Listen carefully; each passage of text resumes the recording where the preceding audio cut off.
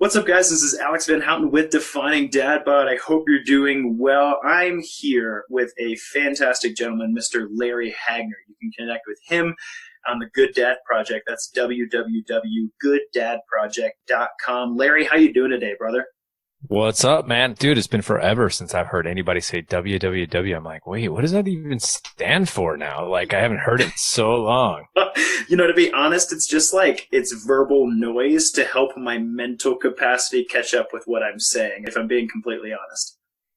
Oh, man, I've done that too. Like, I've been so guilty of like, yeah, so this week's iTunes review is from, and I'm just, as I'm saying it's from, let me click, let me find it. Yeah. So and then just kind of stretching the words out so I can stall a little. Now, a little history for the listeners who have just jumped into Defining Dad Bod. Larry has, I don't know, man. I want to, on the air, say thank you so much, because back before Defining Dad Bod was a thing, and it's not even as big of a thing as it could be or hopefully will be in the relatively near future. But in December, almost a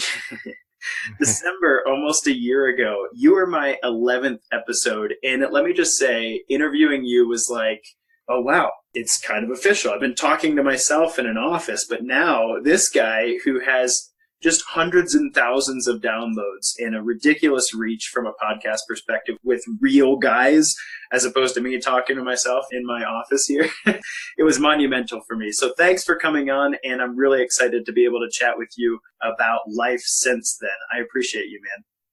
Yeah, you bet. But you better get things right, man. I mean, it's millions of downloads. Come on now. Oh, my bad. Sorry to sell you short. Hundreds of thousands per show.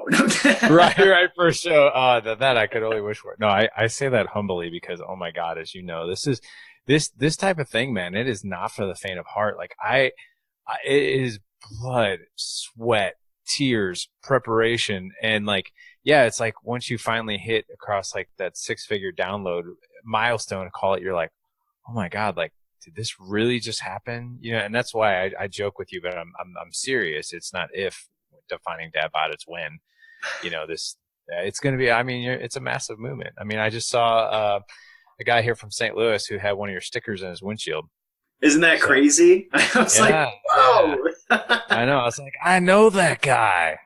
That's awesome. We'll keep growing it, especially with the help of guys like you, man. So you've had just an amazing amount going on in the past several months since I spoke with you last. Just a few highlights that I know of, because, you lived some of your life on the internet. One, you moved. It was a big move. And this guy's got 4 boys, okay? So mobilizing like a wife is hard enough, but mobilizing your whole family and I can't even imagine how many dirty socks you found under beds and couches and stuff. But so he moved. He also heads up the Dad Edge Alliance and the Dad Edge group associated with the Good Dad Project. I know there's some branding stuff there. I don't know all that, so you can clear me up on that.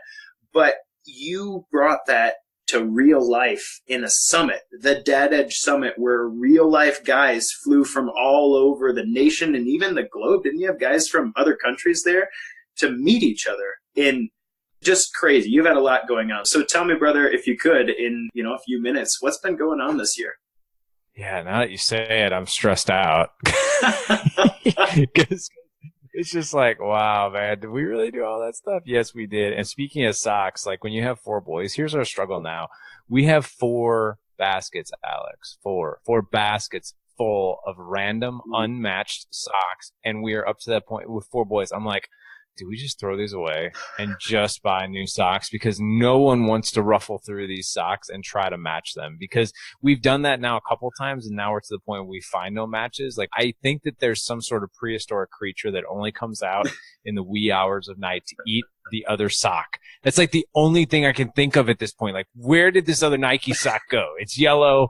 It's black and yellow. It has Nike on it. Like, how can you miss it? And it's gone. It's gone. So 4 baskets we're up to right now of socks that have just gone missing. So we have that. And yeah, moving, you have no idea how much goldfish your couch can store until you go to move it. Like, from 4 boys eating goldfish. Like, I love goldfish and I hate goldfish. I don't like to eat goldfish, but I love it because it's a convenient snack for the boys and they like it. But at the same time, I'm like, oh my God, like, I can't believe this even ended up here. So yeah, I founded Good Dad Project back in 2013, 2015, started the podcast, launched my first book, The Dad Edge. And then in the Alliance, I wouldn't say we launched the Alliance, but I guess we kind of started, we launched the Alliance in 2016. We launched a program called the Elite Level Mastermind for Dad Edge Elite Level Mastermind. It was a 12-week program at the time. And we had, I guess over 200 men go through that. In 2016, it was a mad success. It did really, really well. We had a lot of guys who did the first 12 weeks and then just continued to keep going for the next one. We're like, we've already done this once. Why do you want to come back? And they come back and they do it again. They even do it a third time. So it kind of begged the question of like, okay, one of the things that men obviously really want is something that's ongoing. So what can we offer that's ongoing? And that's where the idea for the Dad Edge Alliance came about, where it's ongoing. And as you know, you've been there for a long time. We tackle new content every single month. We break that content down into 4 weeks. We have 275 men, give or take, who are part of the Alliance.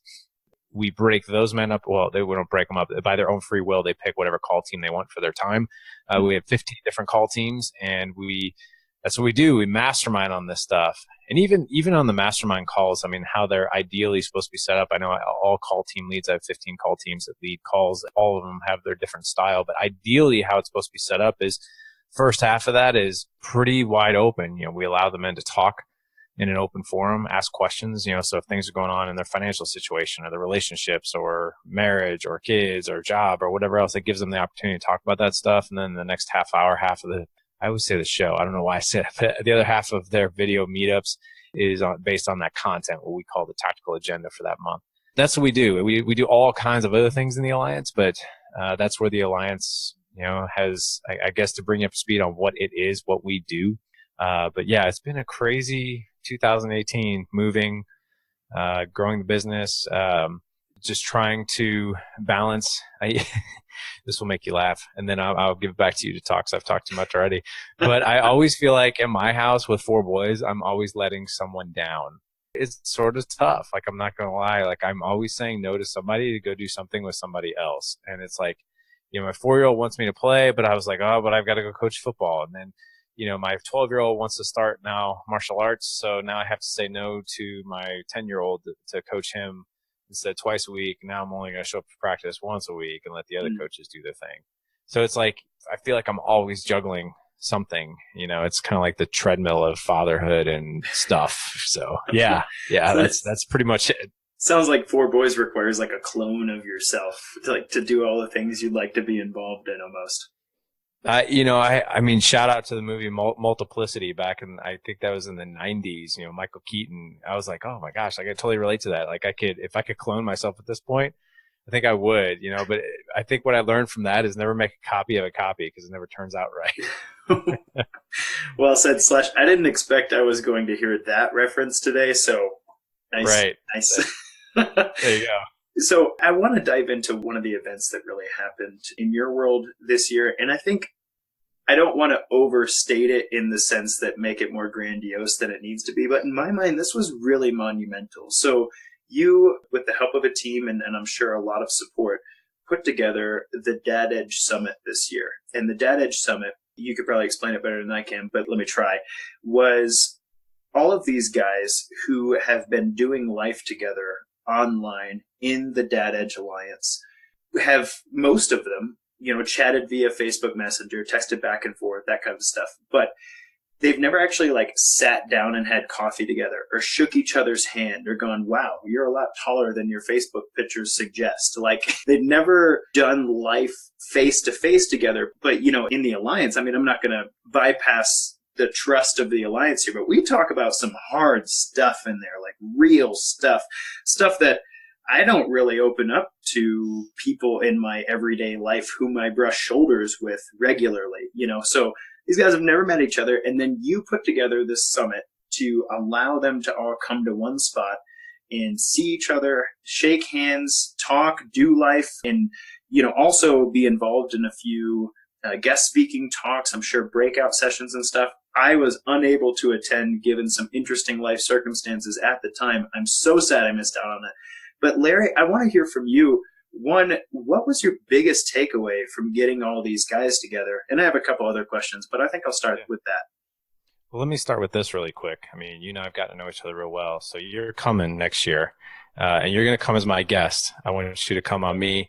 I can't pay for your travel and the lodging, but it's on me. I want you. I think you'd really, obviously, the 75 guys who went. I think we're going to probably double that next year, just because.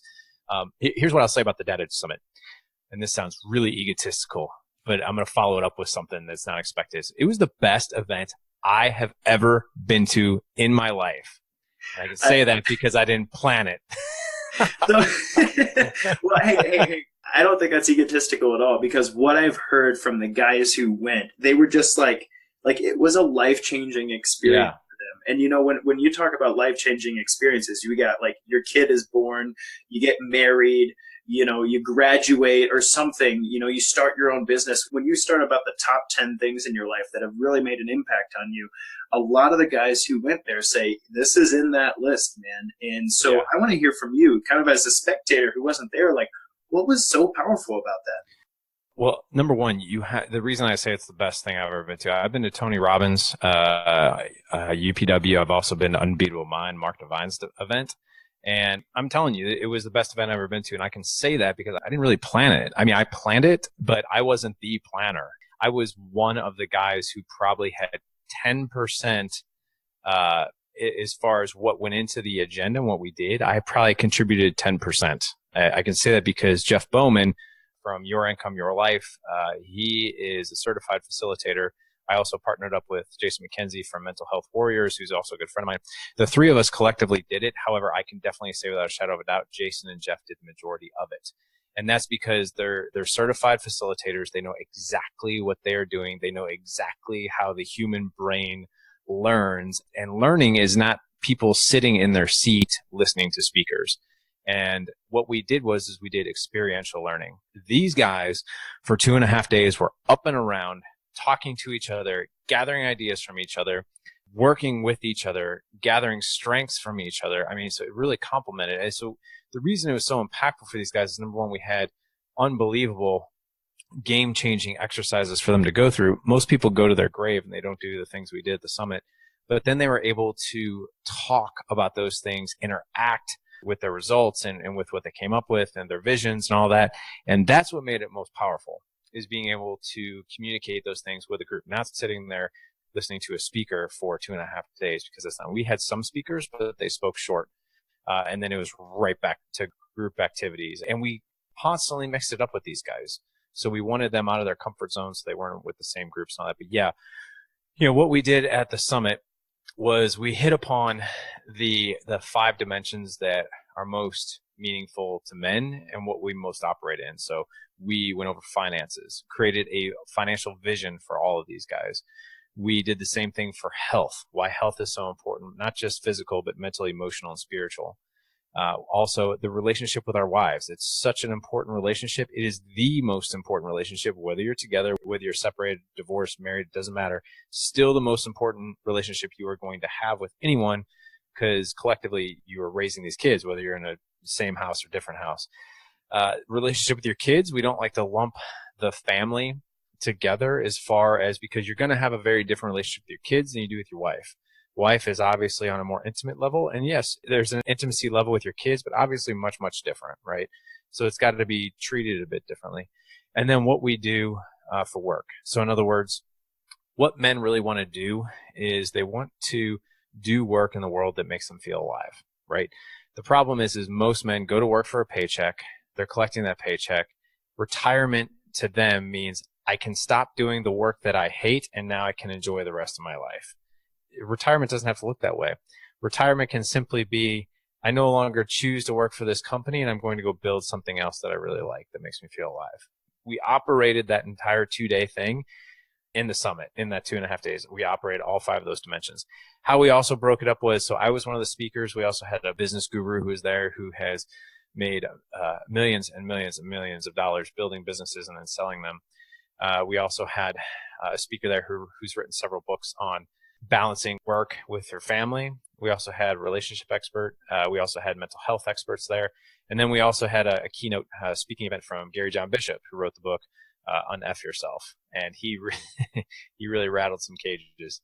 It was a fantastic event. And then, of course, the most impactful thing at these events is, yes, the exercises, yes, the group activities, sure, the speakers, but it's really allowing these guys to talk amongst themselves and giving them ample free time to do it. So we took, 2-hour lunches where we allowed these guys to do whatever they wanted. We got started kind of later in the morning because we wanted these guys to have their mornings together. We broke early, in the afternoons. These guys could have their evenings together.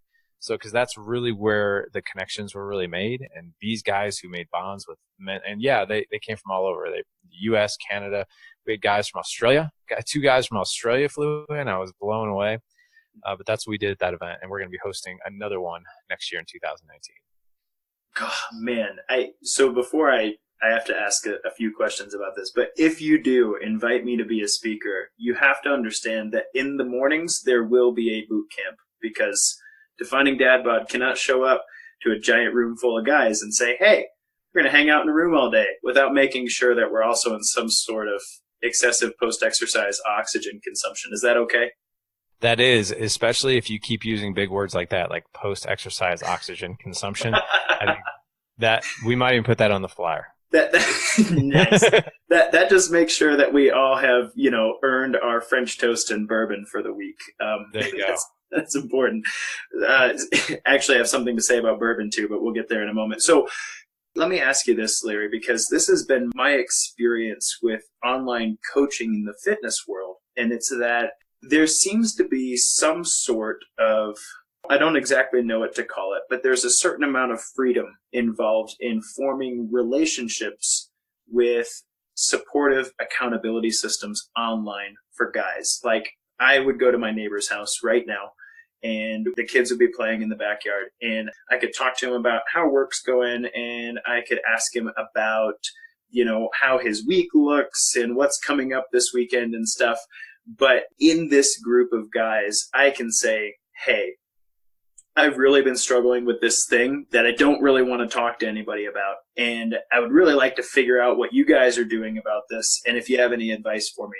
That is not something I would look my neighbor in the face and say to him. So my question,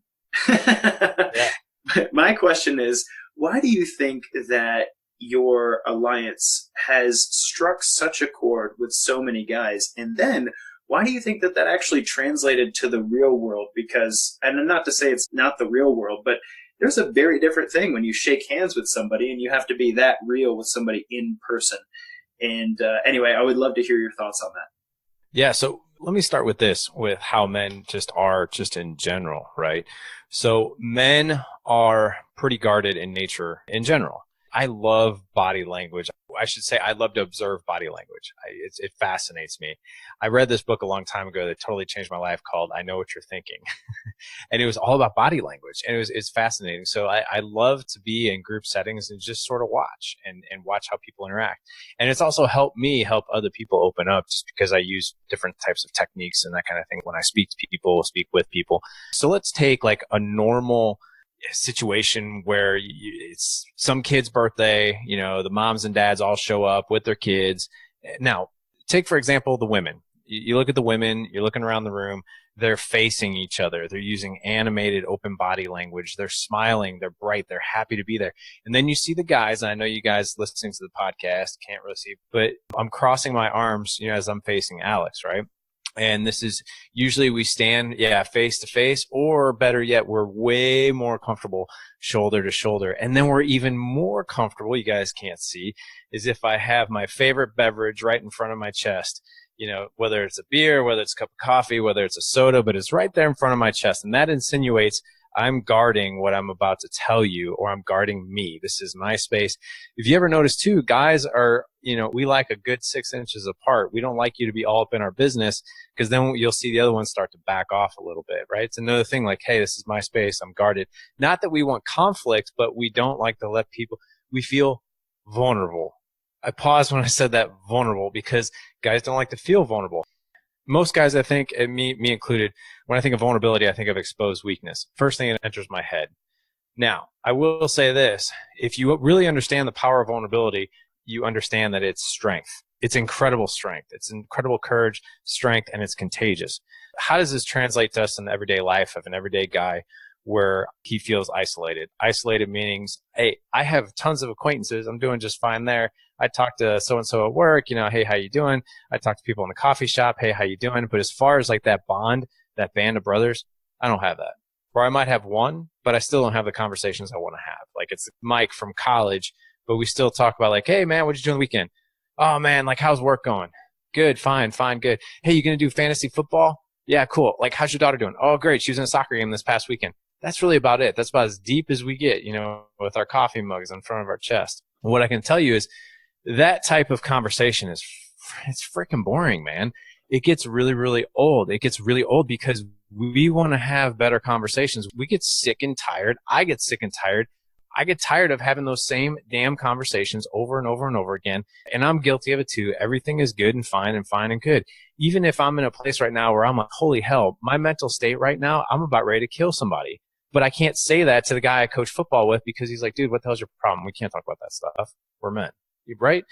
However, that same guy that you maybe just said that to is like, man, I really want to have a conversation with him because I feel like I'm going to go nuts myself, right? Because I'm dealing with X, Y, and Z. So you ask, why does the virtual world, work so well for something like this, for like an online band of brothers? A couple of reasons. So in the Alliance, we have the understanding of it's an atmosphere of complete vulnerability, meaning you can talk about anything and you won't be judged. And I think you've been there a long time. Men, they go to the bowels of things that they have been holding on to for years. Even in their childhood. We hear things like, hey, guys, look, I haven't told anybody this, and I can't even believe I'm saying this myself, but my wife and I haven't had sex in 3 years. I don't know what to do. I don't know what to do about it. I don't know what conversation to have about it. I don't even know how to, at this point, like, even if we did it, would it be awkward? Like, how do I have this conversation and not piss her off? Maybe I should just not have the conversation and just, keep living the way I'm living and hopefully we stay together. I just don't know what to do. And all the while, like the guys talking, you have just scratched the tip of the iceberg on how much that's affecting that man's life because it's spilling over into his mental health. It's probably spilling over into his physical health. It's the things that he's going to be thinking about that at work. It's probably affecting his productivity. He feels a bit demasculated. So like being the man to raise his kids, not even having sex with his wife, that affects that as well. It affects everything, but it's the thing that we don't say. Now give a man an atmosphere, give a man a group, a band of brothers where he can finally unpack that. Like just unpack that alone. Just say that out loud. And it's amazing. It's like a 50-pound rucksack for those of you guys who ruck out there. It's like that just got taken off your back. Whether you have a solution to it today or not, you just got it off your back. What we have found in the Alliance is you say something like that, we applaud you.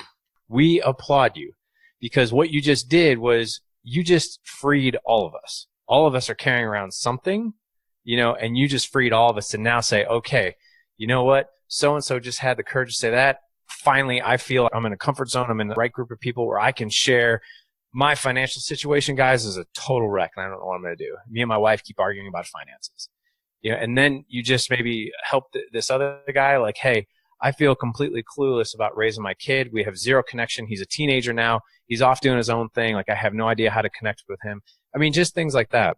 So I know you got to the question of, why is it so powerful? It's powerful because of that, because we can have these conversations. Because it doesn't matter if you haven't had sex with your wife in 3 years. It doesn't matter if you can't connect to your teenage son. It doesn't matter if your finances are a total wreck or you hate what you do for a living.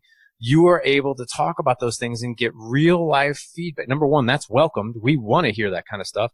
Number two, you are going to hear real life strategy because there's going to be somebody in that group who has a fantastic, intimate relationship with their wife and be like, you know what? I know exactly what you're going through. However, here's what we do. Here are the ground rules. Here's how our relationship operates. In order to have intimacy, in order to have communication, in order to have sex and to have a flourishing marriage, here's step one. Here's maybe how to start that conversation. And what you just did was not only did that man get to unpack that, but he also got to be like, man, I just got real world strategy. I know exactly the conversation now I'm going to have with Sarah, when I get home tonight. So it's things like that. The reason it works so well, I think, online is because when I first did this in 2016, I tried to do this physically, like a live meetup. And what I can tell you without a shadow of a doubt, men are busy. Men are freaking busy. And the most valuable thing that we have is our time. is our time. And I can tell you right away, time and guilt in the fitness industry, you hear it all the time. I don't have the time, or I feel guilty. I feel guilty buying an online coaching, package from Defining Dad Bod because I shouldn't be doing that. That's food on my table. When that's BS. That you should do that because it's going to help those 5 dimensions. So time and guilt. Those two things, if a guy has to go get in his car, drive somewhere where he's going to spend an hour, then drive back, you're asking now for like 3 hours of his day, right? Guys don't have that luxury. So what we do is we use the Zoom platform, which a guy can be anywhere. And we joke about it all the time because we see guys on team calls everywhere. They can be in their office. They can be on a hike. We've seen guys in the gym. We've seen one guy who's an attorney. I will not mention his name, but in the courtroom just because we dared him because we're like, hey man, at one point in time, we're going to hear all rise. And sure as hell, he did it. So now, the only place we haven't seen a guy is in the bathroom, thank God. But these guys are able to literally like, hey, I need a meeting with my band of brothers. I can click this Zoom link and I'm in there and I'm speaking to 15 other guys who want to have these conversations that I want to have. They're going to move me forward. And you also mentioned accountability. I can also, if I want to move forward in my life, whether that's fitness, whether that's finances, whether it's relationship, whatever, I'm in a accountability group right now for early morning. So I have to check in at 5:30 a.m. And if I'm not up at 5:30 a.m., I'm getting a text message from somebody else to wake me up. So accountability, we have smaller groups like that where the men operate. It doesn't matter what they want accountability in. There's a group for them. Man. Well, so I wish you would elaborate a little bit more and stop giving us, these bullet points with very little background. Just kidding. So, in what you're saying resonates so well. I mean, not only has that been my experience because, I stumbled upon this whole thing back in October of last year. But that being said, it's even like trying to get like a neighborhood boot camp workout together. I know it's not the same thing, but just getting people to gather in one place and set aside that time every week. I mean, it's really hard. It's really hard, and the convenience of the technology allows for that. But you also bring up the idea of vulnerability, and I don't want to switch gears too hard on this subject, but I think this is something that I've seen modeled from you, and I really appreciate that as somebody as a part of your group, but also from a fitness perspective, it's been a lot of fun to be a part of a group who could benefit with that being one of the primary pillars. And so with that, I wanted to dive in a little bit into some of your vulnerability here in the last year. So we've gotten to have some cool conversations about hormones. I was actually recently on your show, which I appreciate being able to talk to your audience about the hormone optimization for not just for guys. I mean, girls could benefit as well, but it's just something that is so relevant to so many people. So I appreciated that platform and being able to talk to them about that. But also, there were a lot of questions you had personally that seemed to resonate with you. And I know last year was a tough year for you, health and fitness wise. But I see you like crushing the row. I see you lifting heavier weights. Apparently, your son just challenged you to put down alcohol for a year and a half. So tell me, Larry, about how not just how your health and fitness have changed in the last year. And I hope I've been a small part of that, but also how the ability to share that with that group of guys has moved you forward in a way that it wouldn't have been real to you a couple of years ago. Yeah. So, wow. So do you want me to talk about the sleep thing that I had? Hey man, whatever you feel led to share with us, bring it on. Yeah. So I was probably I've got a big background in fitness, and I got my degree in fitness and sports medicine with a minor in nutrition, and didn't do much with the degree. I actually went into sales right after college, but always loved it. It's always been a part of my life. Over the past 20 years, I've actually competed in bodybuilding, probably the skinniest bodybuilder that's actually in the show. Yeah. Because like I'm 6'1". I've only done natural shows. So like I've done like these big roided out shows. So I'm like 6'1", 190. And when I compete, I'm usually 168, give or take. So I'm really lean down. But yeah, so I've been, I would say, in peak shape, and then what I would call average shape, out of shape, decent shape, that kind of thing. But over the years, last show I did was in 2011. And just to be honest, like the diet and all that, like it was just like, God bless, like it just took a lot. It took a lot more work and than I was willing to put in, at the time. And I did fine though in the show, but that's neither here nor there. But, so in 2016, I decided to give up alcohol for an entire year. Not that I was a big drinker, but I guess you could probably say I was what I would call the middle ground guy. Middle ground guy meaning like I don't go out and get hammered. I have a drink probably once during the week, and then Friday and Saturday I'll have a few drinks. Yeah, of course, right. And then 2016, I was like, I took more of a liking to it than I really wanted. And I was like, I think I'm just going to just give this up for 90 days. And then 90 days, long story short, turned into a year. And that year I did the SEAL Fit program, and I did 8 weeks to SEAL Fit, except for I just kept doing the program over and over and over and over again. And I'll never forget the baseline. So you have to do push-ups, air squats, sit-ups, your fastest mile run, and max out on pull-ups. And it was like, I was like slow runner, 11:34 mile, I think. And then push-ups, I think I was like 40. Air squats, I think I was like 60. Pull-ups, probably 10, max out. And then it was sit-ups, it was probably like another, 50. A year later, get this, I was, I knew I couldn't jump onto a stage and say like I was so fit like I was back then, but I was probably like a $178. I was lean, low, body fat was low, but performance, my body was doing things that I've never been able to do at 40. So like I retested it a year later, 82 push-ups in 2 minutes, 100 sit-ups in 2 minutes. Air squats was 114 in 2 minutes. My mile went to 7:34. Like nice. Never was able to run a mile under 8 minutes. And then pull-ups, I hit 24 pull-ups. So I almost doubled everything that I was doing. And I was like, holy crap. But what I was doing was I was probably pushing myself way too hard. And what happened is I'll never forget, like one day I did a ridiculous, stupid workout. I put on a 30-pound weighted vest and did 20 rounds of like 7 different exercises. It came out to be like just under 1,300 reps of different things. It was just ridiculous. And that night started 33 days of absolute hell where I was only sleeping about 30 to 90 minutes a night.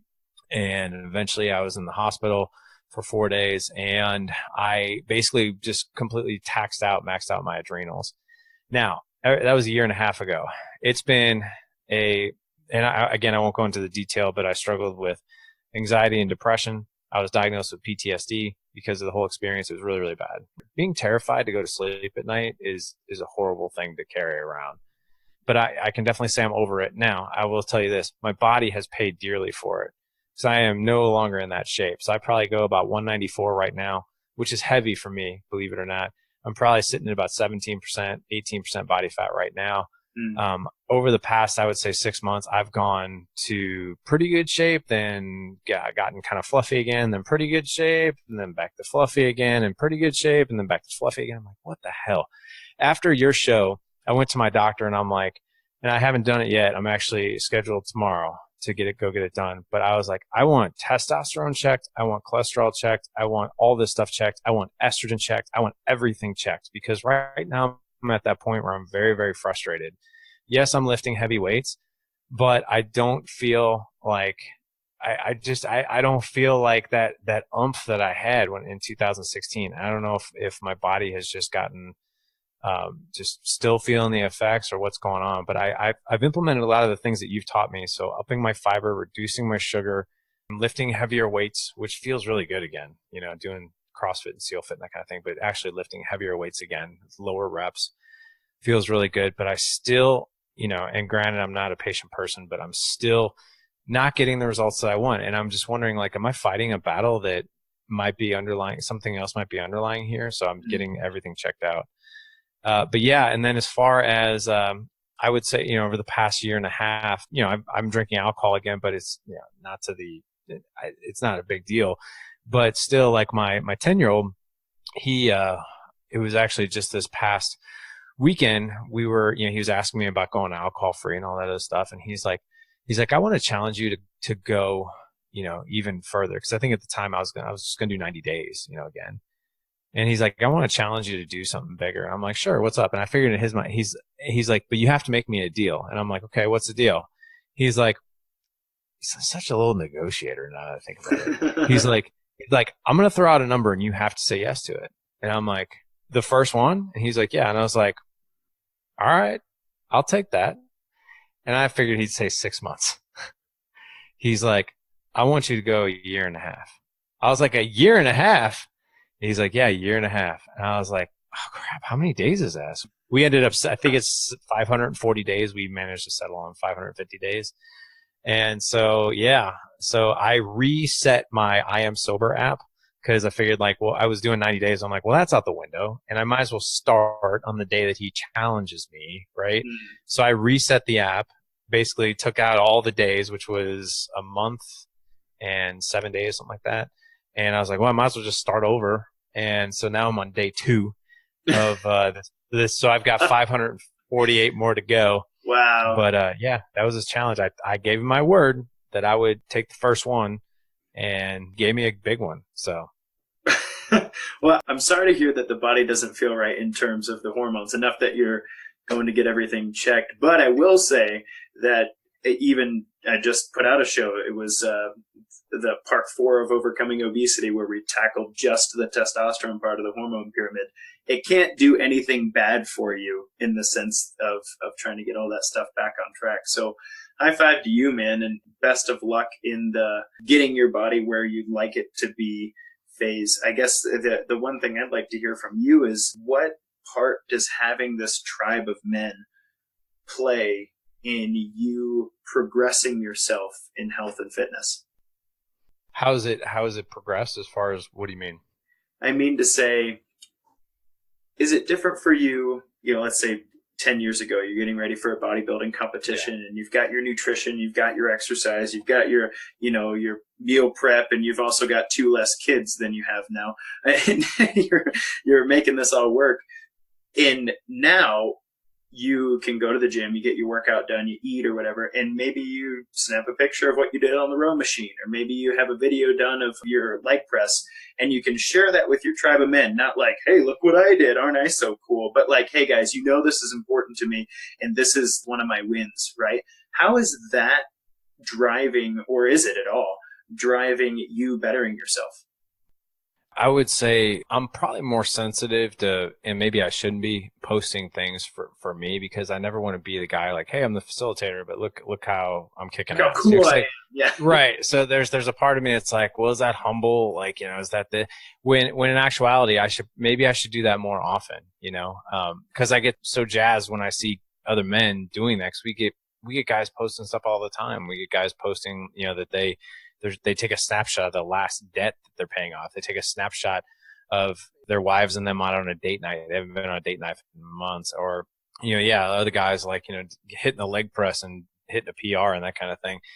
Yeah, there's a part of me that's just like, gosh, do I do that stuff? But yeah, at the same time, when I do it, I notice that it makes me feel more accountable, right?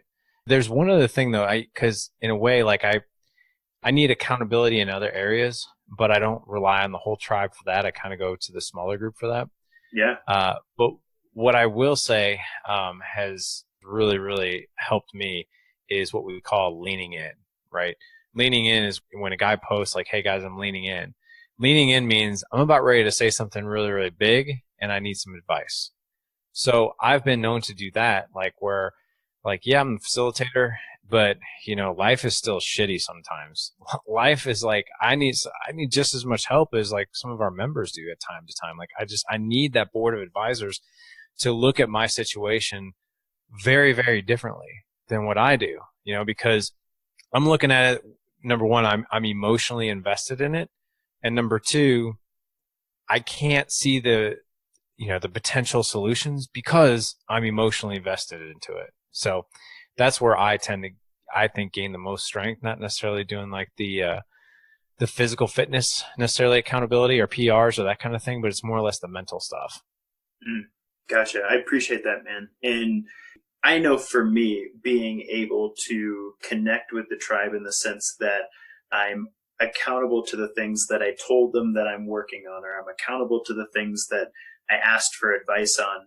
Not that anybody's beating down my door to say, hey, did you do your homework? But that, there's a place for that. It's just really powerful to me. And I appreciate that that's what you've brought into my life and my world. And if any of the listeners are looking for that in their lives as well, hit me up or hit Larry up. I'll help you get connected, because it's just stupid powerful. Not that I asked him to come on here so I could plug the hell out of his alliance, because it's really awesome. But it's been such a good part of what I'm doing this year, and a huge part of the things that have happened in my life. So that being said, I'm going to stop tooting your horn, pull back the toot. But I did want to ask you, now that you know me and my mission with regard to health and fitness, and then this movement that we've started with Defining Dad Bod, I gave you the opportunity to talk last time you and I talked almost a year ago. It's crazy that it's been that long.